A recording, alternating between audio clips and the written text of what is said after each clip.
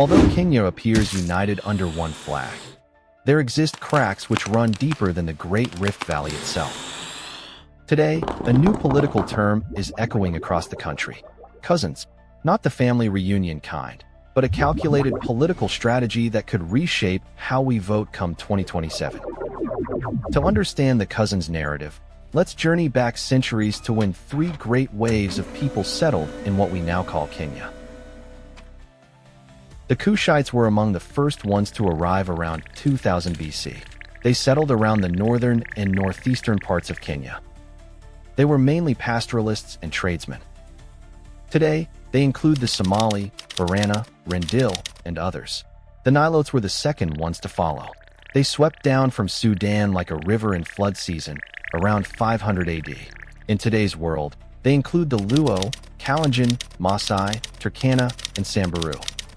The Bantus were the last ones to arrive around 1000 AD. They majorly originated from West and Central Africa.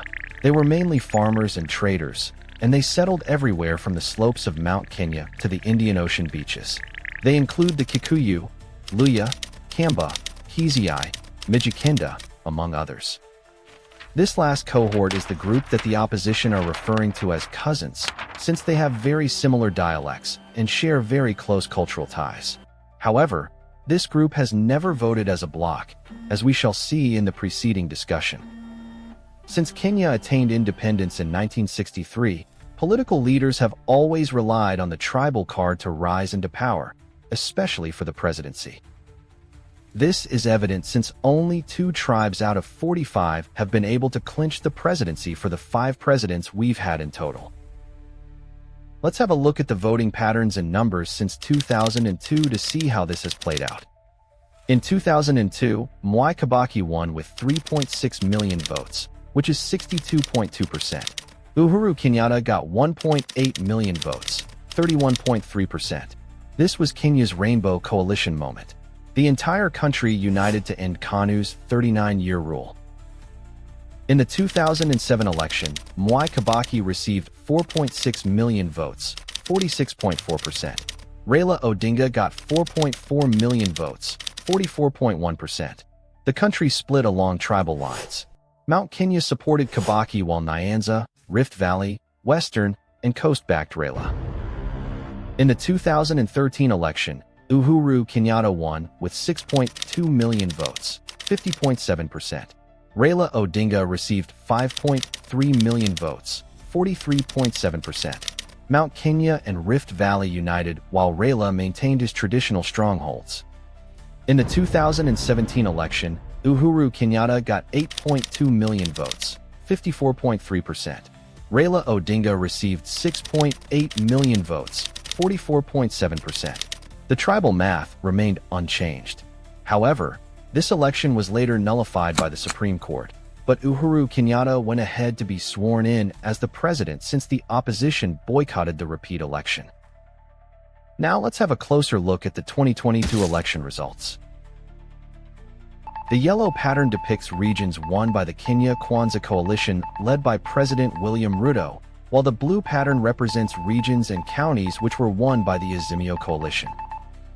At first glance, you might assume that the Azimio coalition easily won this election since the blue pattern reflects the majority of the counties. However, this is far from the truth. William Ruto won with 7.2 million votes, which is 50.5%, while Raila Odinga only managed 6.9 million votes, 48.9%. To a large extent, President Ruto's team managed to crack the tyranny of numbers concept, intertwining it with the hustlers versus dynasty narrative to win the undecided votes. The tribal coalition which largely propelled Ruto to the presidency was the Kikuyu Kalenjin vote, which largely voted as a unified bloc, while Raila only managed one full House bloc. You see, it was easier to clinch the presidency with only one voting bloc pre-2010, as it only required a simple majority to be declared a winner. To curb this, the 2010 Constitution introduced thresholds which include 50 plus 1% for someone to be declared a winner. Since then, politicians have been keen to form tribal coalitions in order to crack this equation.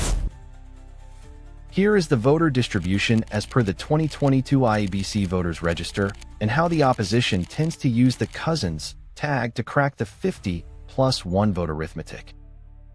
Mount Kenya, 5.8 million votes. Rift Valley, 4.6 million votes. Nyanza, 3.2 million votes. Nairobi, 2.5 million votes. Western Kenya, 2.2 million votes. Coast Region, 1.9 million votes.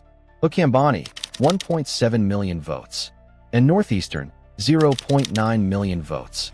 The total adds up to 22.1 million votes. Now, by coining the cousins tag, the opposition hopes to capture 5.8 million votes in Mount Kenya, mostly from the Jema community. 2.2 million votes from Western, which majorly constitutes the Luhya. 1.7 million from the Ukambani votes. 1.9 million votes from the Mijikenda in the coastal region, who are also part of the Bantu community. The rest are about 1 million votes from the Guzii and Kuria communities in the Nyanza region, with a vote split by half in the Nairobi region due to its cosmopolitan nature, contributing about 1.2 million votes. The total tally of this figure is roughly 13.8 million votes, constituting a 62.4% share of the total votes. However, the Gen Zs have quickly taken this tag, thus diluting this wave.